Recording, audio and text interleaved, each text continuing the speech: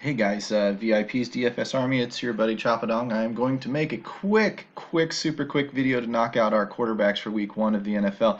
This may change, it may not, whatever. And these are cash type quarterbacks. These are maybe hybrid, low risk hybrids. If you want higher risk stuff, then you're going to need to get a little more game theory, get a little bit more intuitive than this.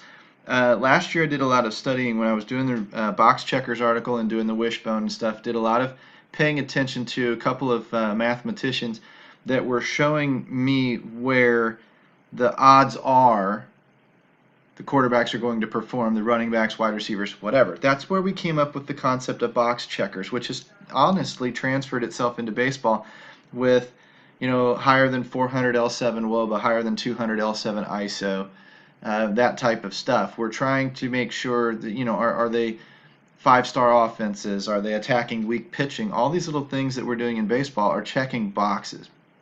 And all you're doing is skewing the odds in your favor. Well, it goes back to its roots with NFL last year, and what we're going to try and do. I went back digging and found the parameters for quarterbacks. And what we want is a home quarterback, a favored quarterback, one who is implied to score over 22 points, I believe it is.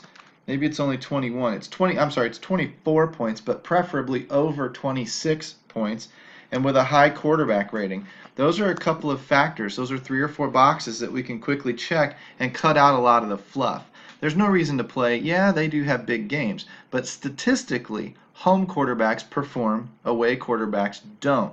And statistically, favored quarterbacks had good games. Yeah, I know that we get the big 10-point spreads. You're thinking of a LeGarrette Blount type running back, but the quarterback got you there. In today's passing league, the quarterback got it to that point, and he had a good game most of the time.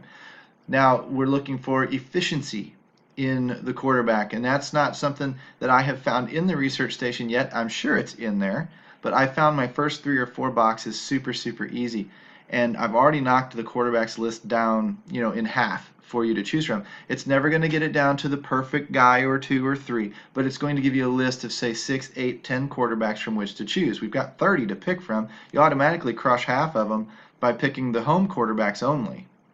So what we're going to do is I'll show you how I do this. When I'm looking for a favored quarterback, I'm going to go into the spread, and I'm going to filter out less than 0. Now it's only giving me the negative spreads. Those are all your favorites. So I'm only looking at favored quarterbacks now. I could do the same thing with the money line, something, less than minus 110, and it would only pop these guys up. Now I go to the team total, and we're working on this formula. Currently it's off, but the way you calculate implied team totals is very simple. If you're new and finding us for the first time, it's very simple. You take this 52, divide it by 2, and you get 26. You take half the spread, or in this case 4.75. I would take 26 minus 4.75 and get about 22.25. That's the implied total for the underdog, and then I would just add 9.5 points to the 22.5 and get about 31. I'm not getting the full 35. This is using the full 9.5 spread, not half of it. The implied team totals use half of the spread. So this is really about a 31. That's well over the 26 we like. So it means that Drew Brees is in a hell of a spot. Now, you're going to still have to use your intuition and say, well, they did a lot of running last year. Drew Brees wasn't throwing like he was with previous years, blah, blah, blah. Or, hey, he might bounce back or whatever. We'll see that in week 2, week 3, week 4 as this goes on. If there's still a very run-heavy offense, then Drew Brees might not be as much of a factor in this game. It might be an indicator that Alvin Kamara or Mark Ingram, when he gets back, are going to have massive days. But it's not like Drew Brees sucks. So he's definitely in play.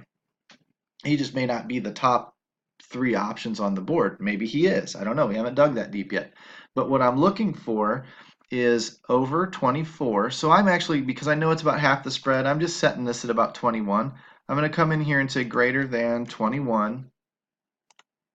And I'm going to cut some of the lower numbers out if there are any.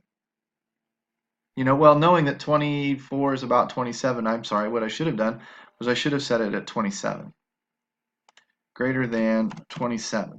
Add about 3 points or so to it for half of the spreads, and boom, there we go. I cut rid of most of my crap. Probably cut loose of Blake Bortles.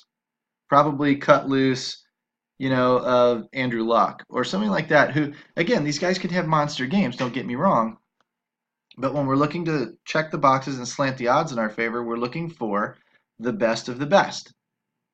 Okay? We don't mind paying up a little bit for quarterback. Paying up for quarterback was another one that was a high correlation to a good score for your quarterback. Something like over under 7,000, under 6,000 didn't do too well. Over, I think the sweet spot was somewhere between 7,500 and 9K, which puts all these guys in play on Fanduel. Over 9K, they started getting a little pricey and couldn't bring value anymore without absolute monster games. But somewhere in that 7,500 to 9K range, 75 to 8,500, is where these guys were really starting to bring value very consistently. And so we didn't mind paying up for the consistent position.